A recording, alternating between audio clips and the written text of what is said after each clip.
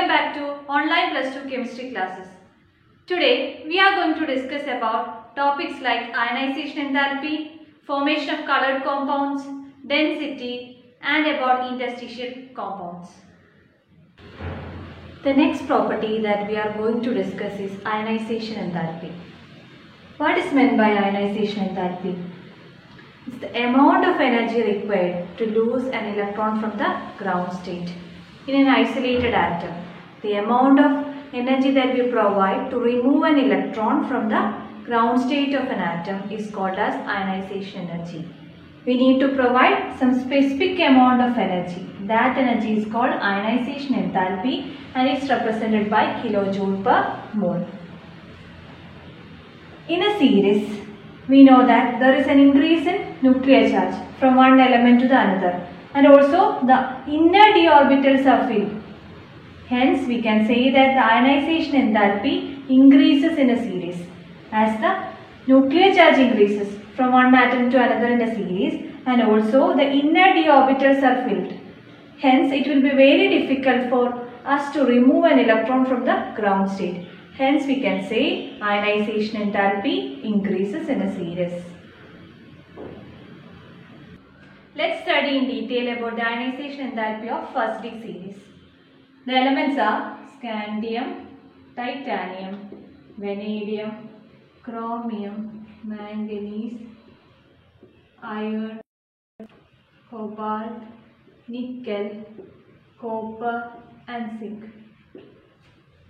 From scandium, titanium to vanadium, the ionization enthalpy increases because the atomic radii decreases from scandium to vanadium, that we have already studied.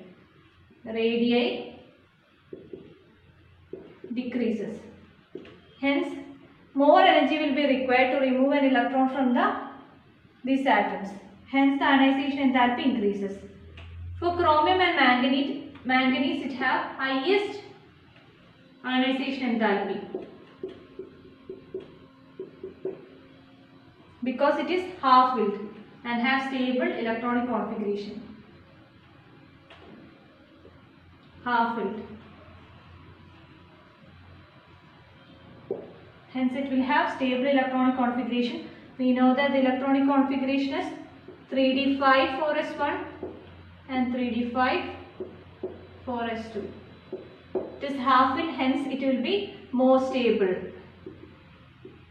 Hence we would apply more energy to remove an electron from these atoms. Next, from iron to zinc, ionization enthalpy increases. For copper, we know that the electronic configuration is 3d10 4s1. It also has stable electronic configuration. Hence, ionization enthalpy will be higher. This is the general trend of ionization enthalpy in the first D series. From scandium to vanadium it increases, and for chromium and manganese it have highest ionization enthalpy, and also study about copper with the 3d10 4s1 electronic configuration. It will also have high ionization enthalpy. Now let's compare about the first and second ionization enthalpies. What is meant by first ionization enthalpies? Removing an electron from the last orbital. One more electron if it is removed, it is called second ionization enthalpy. General trend is like second ionization enthalpy will be higher than the first ionization enthalpy, because we know that the first ionization enthalpy for a first orbital, the first electron will be removed. And for the second ionization enthalpy, the second electron will also be removed. Hence, we will get a DN configuration with no 4s electrons. Only D configuration will be there. 4s will be 0. Hence, there occurs a reorganization of energy. Therefore, the ionization enthalpy is more compared to the first ionization enthalpy. Consider third ionization enthalpy. In the third ionization enthalpy, the electrons will be removed from the inner d orbitals. Hence, more energy will be required. Therefore, third ionization enthalpy will be higher than the second. Electrons are removed from the inner d orbitals. Hence, we can see that a general trend is like third ionization enthalpy will be greater than the second, which will be higher than the first. This is the conclusion of ionization enthalpy. The third will be higher than the second, which will be higher than the first ionization enthalpy. Magnetism is another important property of transition metals. There are mainly two types of magnetic behavior. One is diamagnetism and the other is paramagnetism. If the substances are weakly repelled by the magnetic field, then it is called diamagnetism. And if the substances are weakly attracted by the magnetic field, then they are called as paramagnetism. Here it is repelled. And here it is attracted.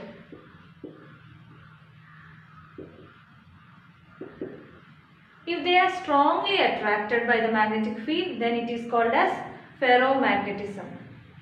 Remember the term ferromagnetism.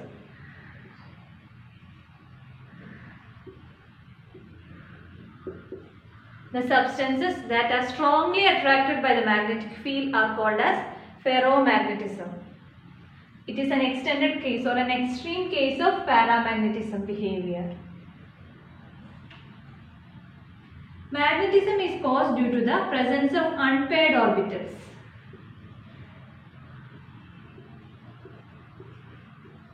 Presence of unpaired electrons. Usually D block elements are paramagnetic in nature. D block elements are paramagnetic in nature.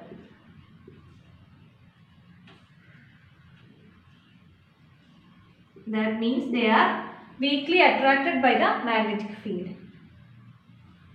The paramagnetism is due to the presence of unpaired electrons.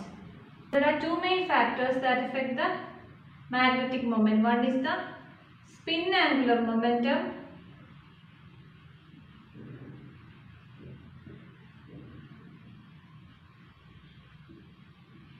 The next one is the orbital angular momentum.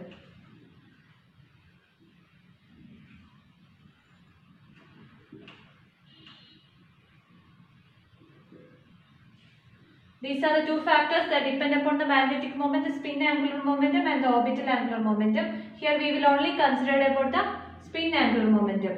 Hence, the formula for magnetic moment is mu is equal to root of n into n plus 2.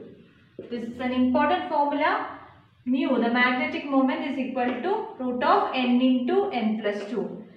It is a spin only formula. Spin only formula because we only consider spin angular momentum. Spin only formula. Root of n into n plus 2, where n is the number of unpaired electrons. What is n? Number, should remember it is the number of unpaired electrons.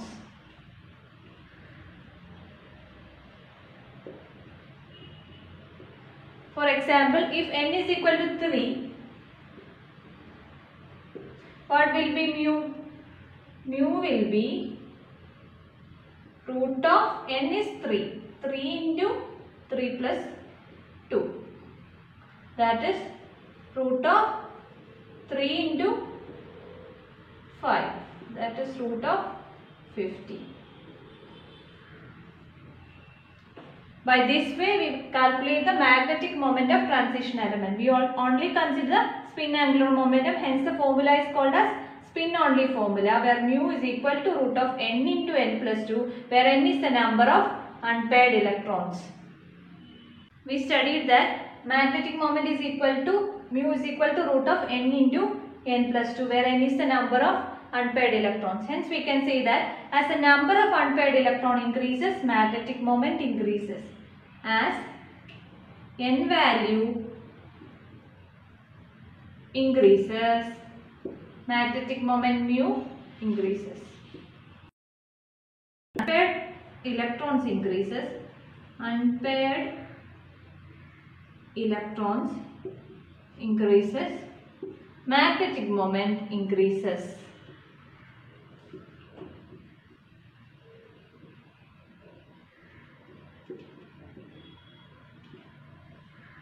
Now let's consider an example. Chromium 2+. The electronic configuration of chromium 2+ will be what? 3d4. The actual configuration of chromium is 3d5, 4s1. When we remove 2 electrons, we will get 3d4. Hence we can write the orbital diagram. 1, 2, 3 and 4. 5 d orbitals is drawn. 1, 2, 3 and 4. Thus 3d4. There are 4 unpaired electrons here. Hence for 3d4, root of n into n plus 2. N is equal to 4 here. So root of 4 into 4 plus 2. That is equal to root of 24. The unit of magnetic moment is Bohr magneton. Unit of magnetic moment is what? Bohr magneton. Bm, represented by Bm. It is Bohr magneton. Bohr magneton. Hence, after calculating the spin magnetic moment, we will write it as root 24 Bm. This is important. The unit of magnetic moment is Bohr magneton. After calculating the value of root of n into n plus 2, you should write Bohr magneton. Look at this question. Calculate the magnetic moment of M2 plus metal in the 2 plus oxidation state with an atomic number Z is equal to 27. We can look how we can calculate this.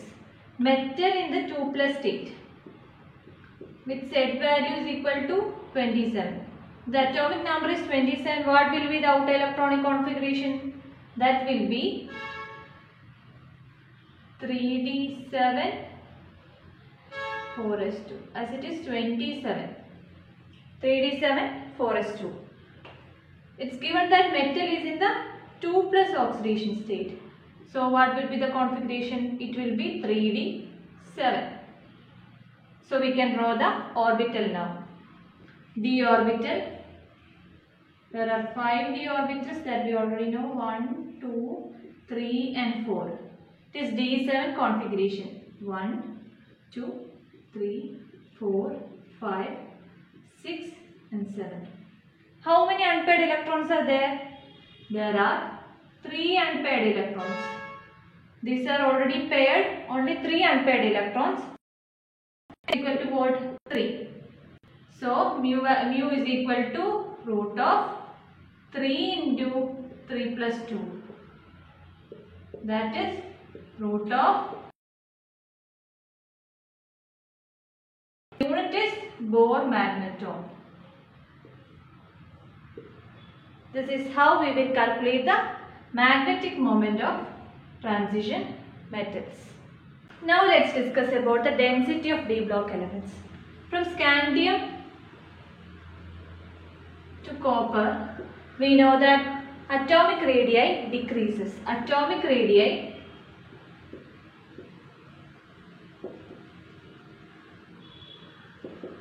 decreases. We know that density is equal to mass by volume.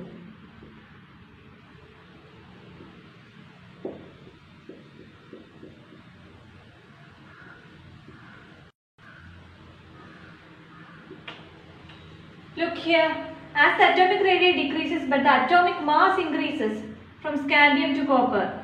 So scandium to zinc, the mass increases. That is, the atomic mass increases. Hence we can say that density also increases. As the atomic mass increases, density also increases for d block elements. Hence density increases in a series from left to right.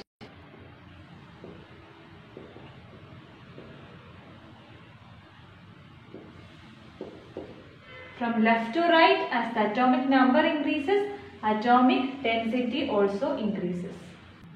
Next property that we are going to discuss is formation of colored ions.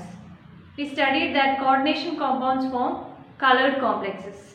That is, the D block elements form colored complexes.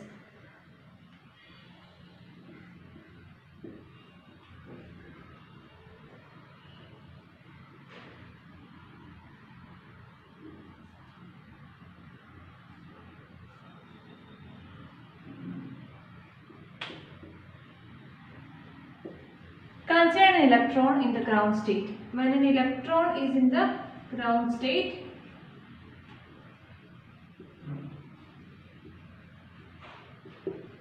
this is an excited state.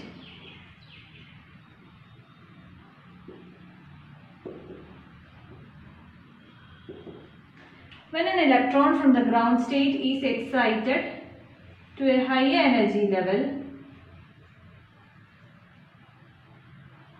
the frequency released is equal to the energy of excitation. The energy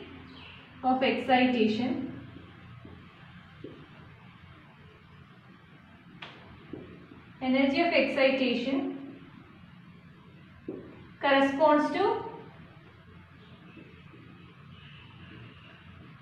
the frequency of light absorbed. The energy of excitation refers to the frequency of the light absorbed, and that frequency is in the visible region. The complementary color of what is absorbed is visible to us. We will see the complementary color of the light absorbed. The nature of the ligand responds to the color. That is, when transition metals form complexes, there will be ligands also, as we have studied in the coordination chapter. The nature of the ligand determines the color of the complex. Also, there are 2-3 exceptions in D block elements. For scandium 3+, what is the electronic configuration? For scandium it is D1-4s2. When 3 electrons are removed, it will be D0 configuration. For titanium 4+, it will be also D0 configuration. The original configuration is D2-4s2. When 4 electrons are removed, it will be D0 configuration. And also for Zinc 2+, it will be D10 configuration. For these two cases, it is D0. Hence, it will form colorless compounds only. There will not be color because there is no unpaired electrons. The unpaired d orbitals responds to the color of the coordination compounds. The next property that we are going to study is the formation of interstitial compounds. Transition metals usually form interstitial compounds. What is an interstitial compound? Let's look. Smaller atoms like hydrogen, carbon and nitrogen are trapped inside the crystal lattices of metals are called as interstitial compounds. These small metals, hydrogen, carbon and nitrogen, will be trapped inside the lattice of the metal. Then that is known as interstitial compounds. They are usually non-stoichiometric in nature. What is meant by non-stoichiometric? Their composition we cannot define by simple natural numbers. That is meant by non-stoichiometry. They usually form ionic or covalent complexes. Interstitial compounds are usually ionic or covalent. Example, look, titanium carbide, Mn4C, Fe3H, vanadium hydride, the ratio you look 0.56. That is meant by non-stoichiometry. Now let's look at some of the properties of the interstitial compounds. They are usually hard, very harder than the usual metals. They have high melting point. Some borohydrides have high melting point. They are usually metallic conductors. They have high metallic conductivity. And also they are chemically inert. Inert means they will only react very slowly. Usually they will not react. That is meant by chemically inert nature of interstitial compounds. So students, we are going to conclude today's session. Hope it's clear for you. If you have any doubts, comment below. Thank you and have a nice day.